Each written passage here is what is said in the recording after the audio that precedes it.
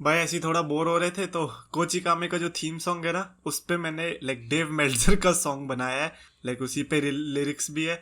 तो वो कल अपलोड होने वाला है, कल यानी कि 2 जून, और टाइमिंग होगी उसकी दोपहर के 2 बजे। तो तैयार है ना?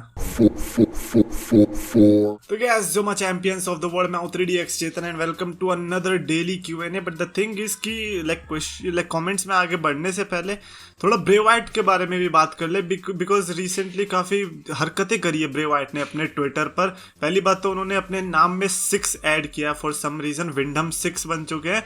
और उन्होंने जो अपना प्रोफाइल नेम होता है उस पर वाइट 6 रख दिया है, ब्रे वाइट।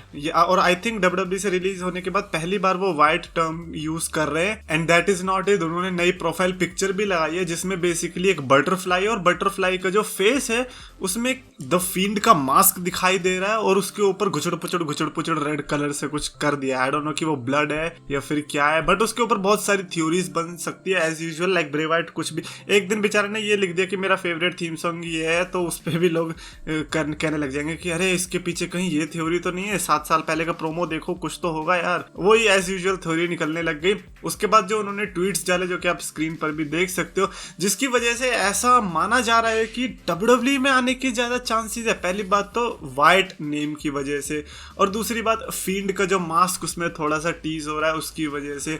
एंड अभी जो उन्होंने ट्वीट किया था लेटेस्ट में, तो उनका लिखा है patience, it's almost time. And 6 अगर आपको नहीं पता तो 6 ये महीना भी चल रहा है। जून का जो महीना होता है वो 6th मंथ होता है ईयर का। तो हो सकता है कि वो इससे भी टीज कर रहे हो, और हेल इन अ सेल के अंदर हमें मोस्ट प्रोबेबली एक और रिटर्न देखने को मिल जाए। बट अगर आप मेरे ऑनेस्ट थॉट्स जानना चाहोगे, I really don't think so कि Bray Wyatt is coming to either WWE और All Elite Wrestling. I think वो कहीं और ही जा रहे हैं। Maybe, I don't know, पता चलेगा कि he has joined some rock band, या फिर he has started a new corporation where he is making graphics. पता नहीं भाई, कुछ भी हो सकता है, but I don't think so कि वो रेसलिंग इंडस्ट्री में वापस आ रहे हैं। हाँ, आ गए तो मजे हैं, बट मेरे को अंदर से फील नहीं आ रही है वो। अगर आपको आ रही है तो डेफिनेटली कमेंट्स में लिखकर बताना। बाकी थ्योरी तो इसके ऊपर चलती रहेगी कि अब इनके जो वर्ड्स होते हैं उनसे कुछ भी वर्ड्स बना लो। लेकिन जो सबसे बड़ा गिव अवे दे रहे हैं वो बेसिकली वो उनके ट्विटर प्रोफाइल पिक्चर से दे रहे हैं, जिसमें वो फील्ड का मास्क है। और मैं ये सोच रहा हूँ कि यार, अगर WWE को रिटर्न करवाना ही होता तो वो ऐसे टीज का करवाते थे, वो तो चुपचाप करवाने की कोशिश करते, वो सोशल मीडिया पे इतना कहाँ ड्रामे करवाते हैं। बट चलो, अब हेल इन अ सेल भी इस कारण देखनी पड़ जाएगी ज्यादा कि भैया बस अंधेरा हो, जैसे अंधेरा होगा हमें ब्रे वाइट देखने को मिलेंगे। हेल इन अ सेल और ब्रे वाइट का बहुत पुराना रिश्ता है, remember that red hell in a cell. आंखें चौंधी आ गई थी भाई हम सबकी। एंड नाउ कमेंट्स की तरफ बढ़ लेते हैं। मयूर बेदागनूर ने लिखा है कि other YouTubers, we are family, 3DX Chetan, we are champions of the world. मैं ये सोचता हूँ कि देखो, रेसलिंग इंडस्ट्री में कितनी सारी चैंपियनशिप्स हैं, हर कोई चैंपियन ही है। अगर आपको चैंपियन बनना है तो कुछ नहीं करना, आपको कोई छोटी सी कंपनी ज्वाइन करनी है, आपको टाइटल मिल ही जाएगी, कोई ना कोई सी, कहीं ना कहीं से वो आ ही जाएगी। तो फिर हम सब क्यों नहीं बन सकते? तो डेफिनेटली हम सब भी चैंपियंस ही हैं एक ना एक तरीके से। रेसल ट्विंस ने लिखा है कि unpopular opinion, Sami Zayn should win both IC title and US title and unified. देखो, आई थिंक द मिज का बहुत बड़ा नाम आता है, but I think Sami Zayn is a very great option now that you said it, because वो blood line में है बंदा। एंड ब्लड लाइन का डबल टाइटल से क्या रिश्ता हो गया है वो तो हम सबको पता ही है भाई। रोमन रेंज को सही में ये कमेंट पढ़ना चाहिए, कमेंट भेजो भाई, ये कमेंट भेजो भाई रोमन रेंज को, लेकिन स्पेलिंग ठीक करके भेजना, कहीं पता चले वो किसी और को ढूंढता रहे और सैमी ज़ेन को चैंपियनशिप मिले ही ना। तो ये 2 चैंपियनशिप मेरे हिसाब से very perfect idea. Sami Zayn को मनी इन द बैंक जितवाओ, और वो रोमन रेंज पे कैश इन करने की वजह, क्योंकि वो उसका लीडर रहेगा, वो छोटी चैंपियनशिप्स पे कैप्चर करेगा, और इस तरह से ब्लड लाइन टेक ओवर कर लेगी। It would be the equivalent of NWO and WCW की। WCW की वैल्यू कम हो गई थी और NWO की वैल्यू ज्यादा हो गई थी। ऐसा लगता था कि NWO के अंदर WCW आती है, ऐसे ही आगे चल के ऐसा WWE में हो जाएगा कि ब्लड लाइन के अंदर WWE आ रही है। तो अगर आप लोगों को ये कहीं ये तो नहीं लग रहा कि WWE में सिर्फ ब्लड लाइन ही आ रही है, क्या ओवर पुश भाई, कभी WCW देखना भाई। NWO में पता नहीं 80-90 लोग थे। एक टाइम पे तो पता नहीं एक एंट्रेंस थी, उसमें कम से कम 1000 लोग NWO के आए थे। मैं कह रहा भाई ये फैक्शन है या फिर इनकी बारात निकल रही है। और सारी चैंपियनशिप्स NWO में ही थी। एनीवेज, डॉन किलर का भी एक और अनपॉपुलर भाई, अब अनपॉपुलर ओपिनियन ही आते हैं, कभी पॉपुलर भी दे दिया करो यार कभी कभार। Shanky can be better giant than Omos if he learns good English. यहाँ पे वो मोटिवेशनल कोट्स डालने का मन कर रहा है। English is not a measuring stick, लेकिन भाई डब्ल्यूडब्ल्यू में वो मेजरिंग स्टिक है। आप अपना मोटिवेशन कोट को पुड़िया में लो और फेंक दो कहीं और, क्योंकि ये पहली बात तो इंग्लिश शो है, लाइक यूएस की ऑडियंस देखने वाली है। यूएस की ऑडियंस वहां पे चीयर रिएक्ट करेगी, और अगर वो रिएक्ट नहीं करेगी, वो इसीलिए नहीं करेगी अगर उन्हें समझ नहीं आएगा, तो वो समझना कैसे इंग्लिश बोल के। बाकी अगर वो अपने डांस से फिदा करवा पाए ऑडियंस को तो फिर वो अलग बात है। But I think I would agree too, like Omos से तो बढ़िया ही रहेगा। ब्राउन मुंडे ने लिखा है कि एक और अनपॉपुलर, बढ़िया भाई। जरा सोचो कि रोमन रेंस 2 या 3 महीने के लिए अगर छुट्टी पर चला गया तो डब्ल्यूडब्ल्यू और रेसलिंग न्यूज वालों का क्या होगा। इतनी सारी हंसी इमोजीज लगाइए, मजा ही आ गया देख के। ऑफ कोर्स बहुत बुरा हाल होगा, और आपको आई थिंक दिख भी रहा होगा।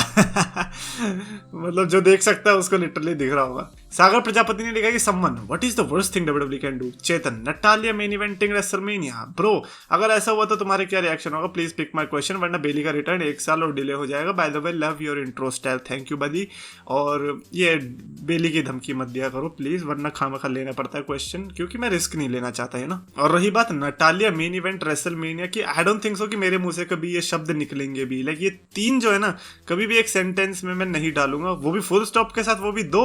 हाँ कभी भी नहीं, जिंदगी में नहीं। टोपीबाज ने लिखा है कि किस्मत अच्छी है, डब्ल्यूडब्ल्यू बहुत बड़ी कंपनी है। एक मिनट, किस्मत अच्छी है, डब्ल्यूडब्ल्यू बहुत बड़ी कंपनी है, पर ये बंदा एटीट्यूड के साथ वहां टिक पाएगा। In ring is awesome but in back stage. तो यहाँ पर एमजेएफ की बात हो रही है। देखो एमजेएफ का आई अंडरस्टैंड कि एटीट्यूड बहुत ही लाइक अनप्रोफेशनल है, और हो सकता है कि ऐसे में दूसरी कंपनी ना ले। बट जो रिपोर्ट्स आई है वो ये कहती है कि विंस मैकमैन को फर्क नहीं पड़ता कि उन्होंने ऑल एलीट रेसलिंग के साथ अभी कैसा बिहेव कर रहे हैं, वो उनको पैसा ऑफर करने के लिए तैयार है जितना एमजेएफ डिमांड कर रहे हैं। तो आई थिंक डब्ल्यूडब्ल्यू की तरफ से तो है, बट अभी जो एक सबसे बड़ा सस्पेंस है वो तो खुला ही नहीं है, वो ये कि क्या ये एमजेएफ वर्क कर रहे हैं या फिर एक्चुअली में ये हो रहा है। बिकॉज मेरे को तो अभी भी यही लग रहा है कि भाई एमजेएफ ड्रामा कर रहा है, भाई हम सबकी वाट लगा रहा है, और वो वाट लग भी रही है हम लोगों की। तो हाँ मेरे को लगता है कि बैक स्टेज में वो बंदा प्रोफेशनल हो जाएगा। अभी तो पहली बात एज भी उसकी ऐसी है, and I don't mean to say कि भैया इस एज में तो करना ही रहता है, नहीं, क्या पता उसने टोनी खान को देख लिया होगा, एनालाइज कर लिया होगा, उसे समझ में आ गया कि भाई इस बंदे के साथ बिजनेस करने का कोई फायदा नहीं है, यहाँ से जल्दी निकलो। ये दूसरा रीजन हो सकता है, और फिर वहां पे जाके अपना वो प्रोफेशनल एटीट्यूड दिखा देगा, क्योंकि it's all about the inequality, right. Like Sasha and Naomi गई क्योंकि उनको इज्जत नहीं मिल रही थी एज टैग टीम, या फिर टैग टीम को उतनी अच्छी वो नहीं मिल रही थी, तो वो चली गई है ना। तो ऐसे एमजेएफ के साथ भी तो हो रहा है। लाइक उससे जो बेकार सुपरस्टार्स है, लल्लू सुपरस्टार्स है, उनको ज्यादा पैसे मिल रहे हैं जस्ट बिकॉज वो डब्ल्यूडब्ल्यू से आए और वो कुछ कर भी नहीं रहे, तो उसका भी फिर ऐसा बिहेव करना बनता है। वेनम्स ने लिखा है कि वन मोर एज वर्सेस सीना, those hyped old days, what will happen today. I think बढ़िया ही होगा मेरे हिसाब से। दैट डिपेंड्स कि स्टोरी लाइन कैसी शुरू हुई है। इज इट जस्ट कि हाँ नोस्टाल्जिया की वजह से, या एक्चुअली में हेट है, क्योंकि ये जो थी स्टोरी लाइन वो बेसिकली हेट के लिए ही थी। एज जिस तरह से नफरत करते थे, एंड जॉन सीना जिस तरह से अपना प्रेम बांटते थे, उसकी वजह से इस स्टोरी में मजा आता था। तो आई थिंक वो चीज अगर होगी तो मजा आएगा। अदरवाइज डेफिनेटली लाइक 2 ऐसे मैचेस है जो कि मैं डेफिनेटली देखना चाहूंगा रिटायर होने से पहले एज के लिए, Edge versus Cena and Edge versus Brock Lesnar. And finally Rohan Saha ने लिखा Drew McIntyre versus Roman Reigns का क्या हुआ। भाई अभी के लिए तो देखो अभी कुछ भी नहीं हुआ, अभी ड्रू मैकिंटायर बिजी है दूसरी राइवलरी में घुसने के लिए, उनको अपेरेंटली शेमस और रिज हॉलैंड ज्यादा पसंद आ गए, but that is because Roman Reigns अभी छुट्टी पे, तो छुट्टी से आएंगे तब देखते क्या होता है, अभी बेचारे को हवाई पे घूमने तो दो। Anyways that's it for this video, definitely wait करना कल के कोचिका में एक्स डिव मेडजर थीम सॉन्ग के लिए, और साथ ही साथ अगर आपको वीडियो पसंद आए तो प्लीज लाइक शेयर और चैनल सब्सक्राइब करो।